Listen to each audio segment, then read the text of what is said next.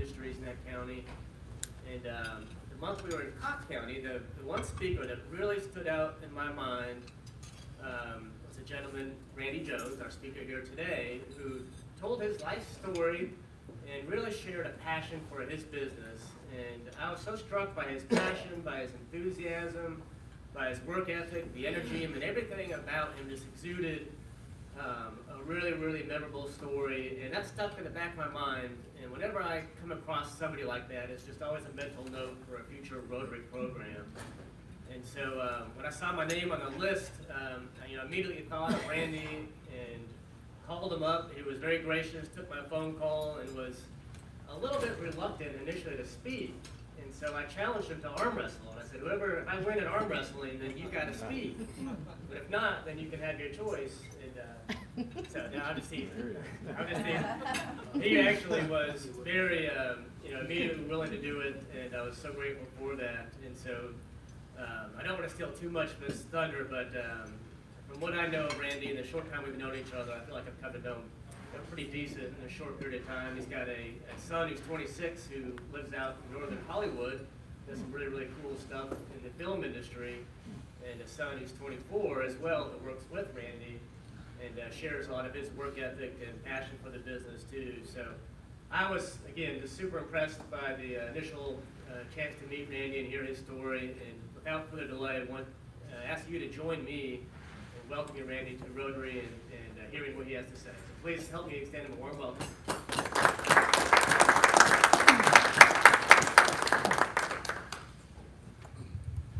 Hello out there. I'm in a t-shirt, and I don't mean to down dress with you all. I know you all, this is a very presentable country club. You don't come with a t-shirt. But this is kind of like my uniform and what I wear every day. And we are on, I guess get right here so you can hear me. But we are on social media every day, YouTube, Facebook, and everything. So from coast to coast and around the world, they see us every day at our factory. And so everybody knows me as I'm a carpenter, and this is what I wear. So I just wanted to explain that. But just a little bit about myself. My heritage is from East Tennessee and West Virginia, Kentucky. My dad moved to Detroit from a coal mining in West Virginia. That's where I was born, near Detroit. Went to school there, went to college, graduated from Eastern Michigan University with a bachelor's degree in education. So I came down to Knoxville, got a job. I worked here 3 years in the school systems, and then I got into construction. Been a licensed contractor for over 30 years. Built in Sevier County, mostly log homes. Had a resort there. Resort was called Brothers Cove. It's still on the internet. And we went from a 170-acre piece of property that I totally built the house, sold it, took the profits, bought the land. It was told it would never do anything because it was 7 miles out of Pigeon Forge city limits on Walden's Creek Road. Within 8 years later, it was worth $12 million, had 73 homes, 4 miles of roads, infrastructure, and I did it all by myself. Thought it through, built the roads, physically built the homes, and engineered all that. We ended up building homes on 80% grades with cantilever floor systems that were 70 feet off the ground with a 3-story building on top of those. The only ones done in Sevier County that utilized godforsaken land that was like a cow space, you know how they all say. We used it. So the land is usable. Everything I look at, we can use land no matter how steep and how it is. Well, so from there, just a little rundown on who I am.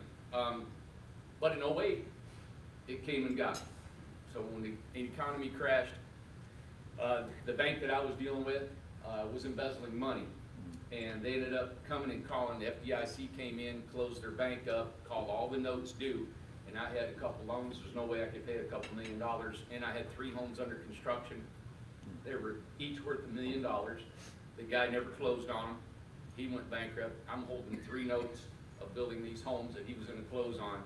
So plus that debt, plus just building debt, company debt you carry on in a business. We tried to survive for about a year. They came in 30 days, called us, and we walked.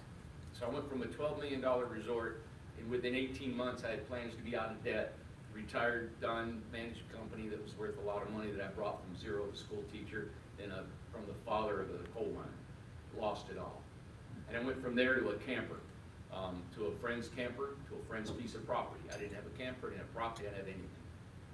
So almost 50 years old, and I lose everything. And now I'm going back and I'm swinging a hammer. I could go back to teaching school. I just didn't have the passion because of everything that had gone through. You gotta have a state of mind to teach kids, and you gotta really wanna love that. And I do love children and kids, and I have a lot of young people working for me now.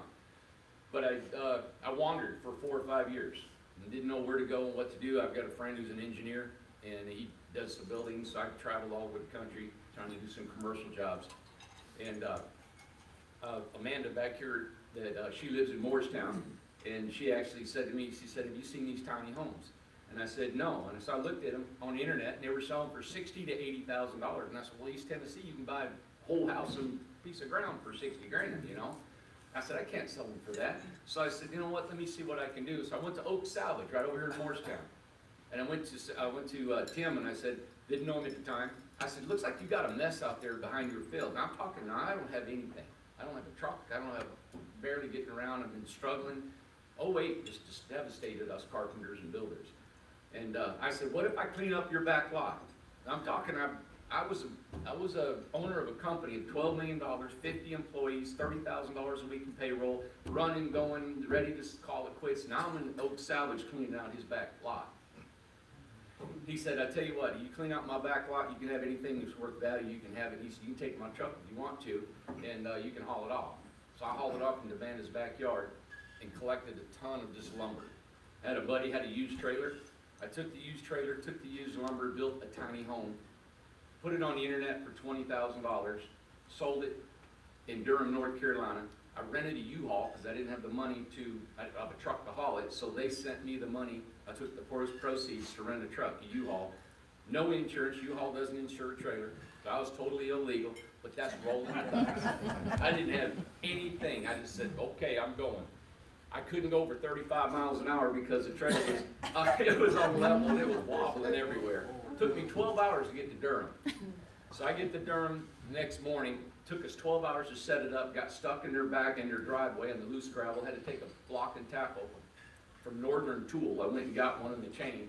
12 hours later, got it leveled, done, and it was just such a success. I was just like, and that was Memorial Day weekend 4 years ago, this past Memorial Day.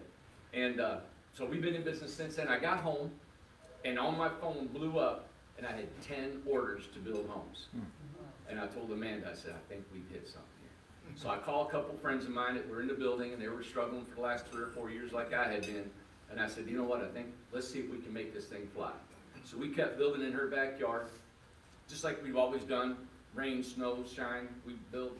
And it's a little bit unique because I know a lot of us here, we always look at the tradesman as, it's a little bit, maybe a lower scale of person, you know, guys, plumbers, framers, and all these guys. And I really enjoy the physical work of what I do. I enjoy the business line of it too, dealing with banks and closings. I closed on 73 homes in our resorts. I built beautiful homes in Gatlinburg. But when it comes down to it, their creativity of physically building something with my hands and being able to direct men to do it with me is a real, it satisfies me. The biggest thing that I didn't have is when I lost my resort, you know, I went into that camper and I pulled the blinds and I just said goodbye to the world, and, you know, I was kind of just a little down, you know. But I wasn't down because I lost money. I wasn't down because I lost a fortune. I was down because I didn't have anything to do. I didn't have a dream. And it means so much to have a dream. And I've realized now, I'm going to be 60 here in April, and I've realized now that it's not about the money that motivates me. It's about having a passion and a dream to get up and have this energy that makes you want to live until the last breath that you have on this earth. I'm not looking at retiring and going and settling down on some mountain overlooking the mountains, you know, or a river or a lake. I don't want that. I want people in my life. I want friends. I want energy. I want men like you and women that contribute to each other's lives. You all are here. It's such a motivation to be here because you guys want to contribute to your community. And it's not about money, because you guys can tell you've made your money, you're in a business, you did well, but now you realize that we have to give back to the community, you know? And that's what I've learned, and that's what I'm doing in Cobb County now. We were over the Inca plant. And you guys know all the old Inca plant there. When it rained, if it rained today, it kept raining for a week later because it dripped inside on us all the time. And then Cobb County came to me and said, Lucas Graham, he came to me and said, well, we found a piece of property, and he was the city had a cooperative, and they owned it. And it was 34 acres, the old Ace plant, right across from the old Speedway on Industrial Road, and they offered it to me for $186,000. And I said, you're kidding me, and it had 200,000 square feet of concrete. And I said, that's all I need is concrete. So I ended up buying it, I gave them $20,000 down, we're on a $3,300 a month payment, paid off in 5 years, we made the first year, we got 4 left, we'll have it paid for. But I had to build a building. I had no money to build a building, I had no way of erecting a $150,000 building. So what I did is I took all of our scrap lumber, we made an arch truss on the ground. I didn't know if it would stand up, I didn't know if it would work, but I read that an arch is probably the strongest geometric form that you can build. So we built an arch that was 60 foot wide, 30 foot tall.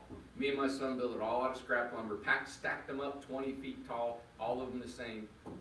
We ended up buying 4 little carts over to Lowe's. We had wheels on them. We slid it off, put it on the cart, tied a rope to it, and dragged it all the way to where we wanted to start it. And we stood them up with a forklift that was too short, and I had to tie a telephone pole to the forklift and climb on top of it and get it up higher.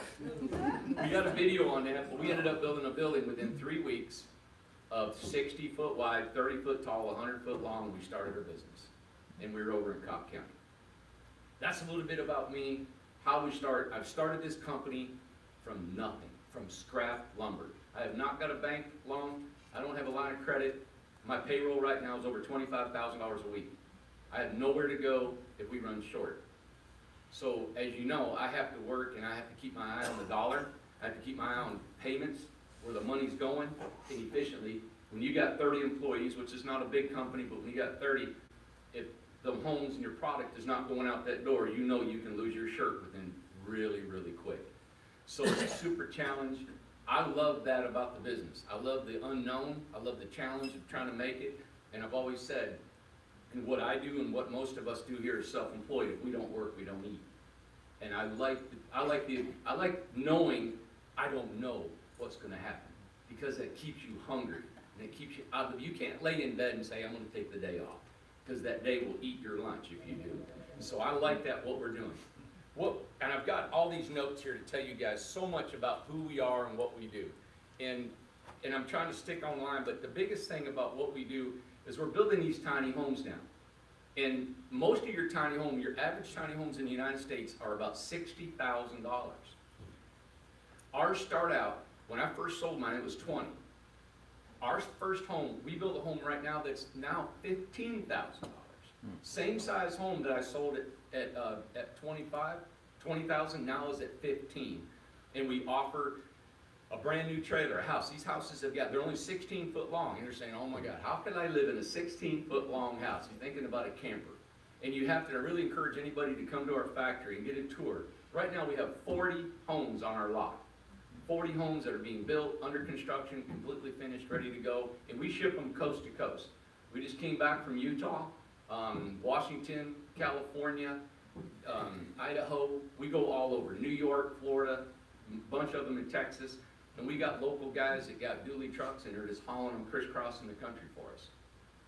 People love these.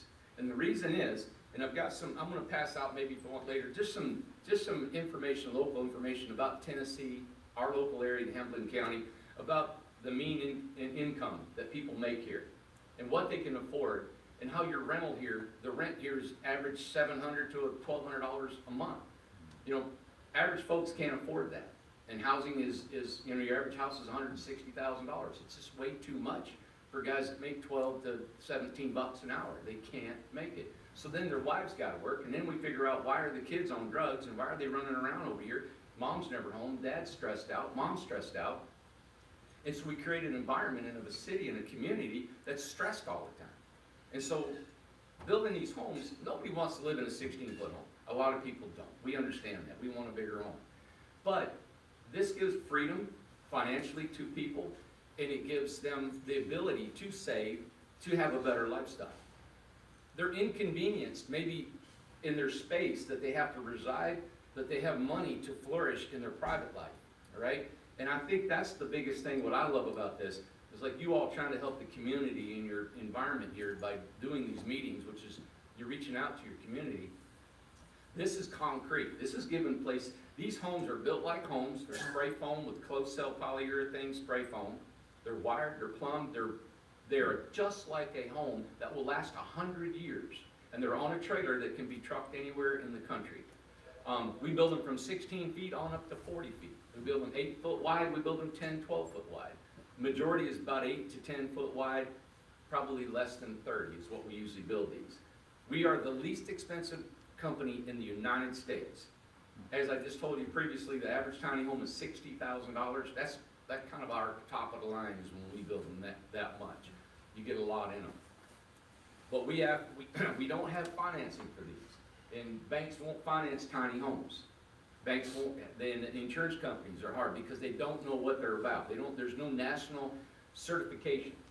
Well, just lately, Cobb County, when I was building over there, they've opened their arms to us and said, we love tiny homes, there's no zoning, put them in backyards, put them on farms, put them wherever you want, as long as you got a sewer system and electric, you're good to go. Hamilton County, they're against the law. You can't have them here. You can't put them in a backyard. You can't put them on a farm. You got a 100-acre farm, you guys all know you can only have one dwelling on 100 acres. Unless you subdivide it and on a county road, and then you got to build a county road. If it's not on one, and that's astronomical money. And understand it, Knox County, all of them are like that. But there's towns now that are adopting that. I just had a customer call me from Miami. Well, he's in Fort Lauderdale. He's putting a home in his backyard in Fort Lauderdale, and they're allowing it. And they love it because now he's going to have an Airbnb, which creates an income that's going to be taxed to the community. The city makes money. You get guests coming in, buying groceries, using the tourism, and the city's making money. There's a lot of money. I've got some statistics here from Nashville. Nashville has the highest Airbnb, and they're creating over, I think on here it said $28,000 per year on each Airbnb is an average cost there.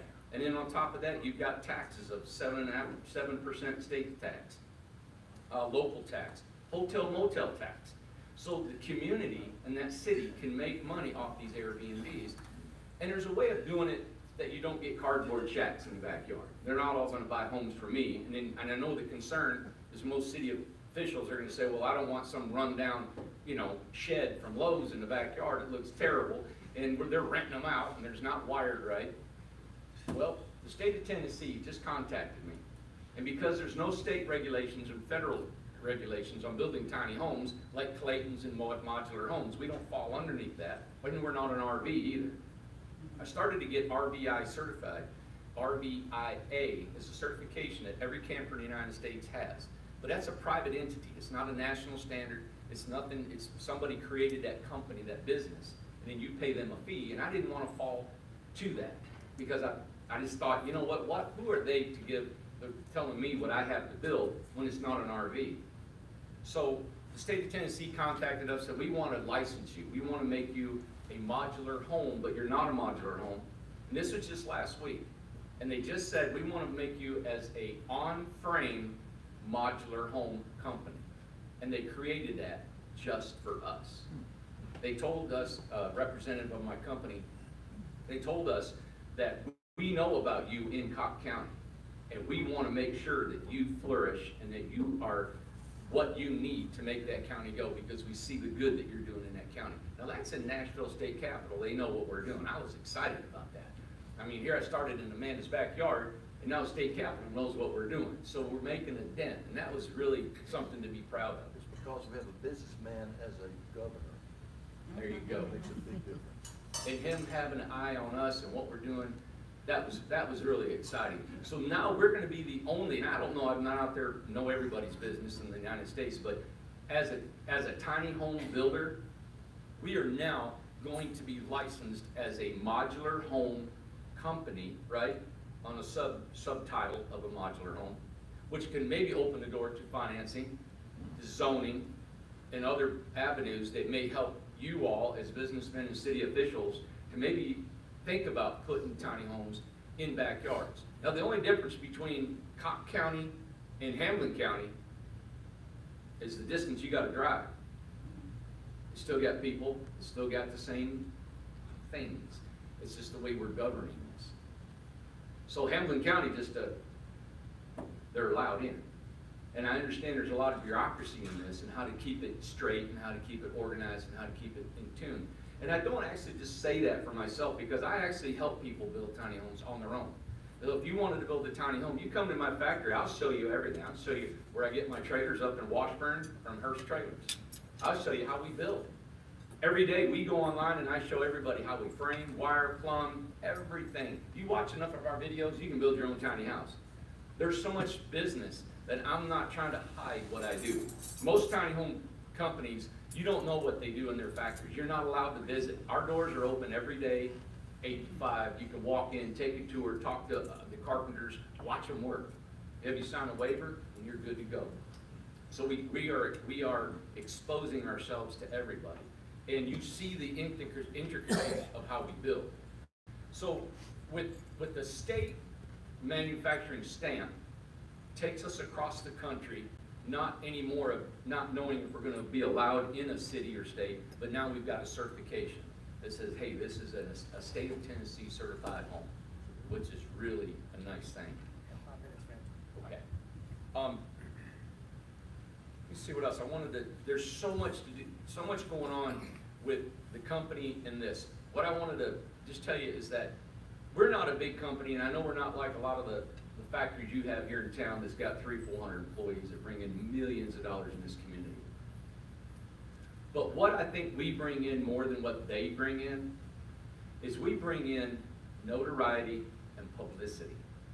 Right now, behind us is a large wave of interest across the nation of what we do. We started in Amanda's backyard 4 years ago and had 300 people on Facebook.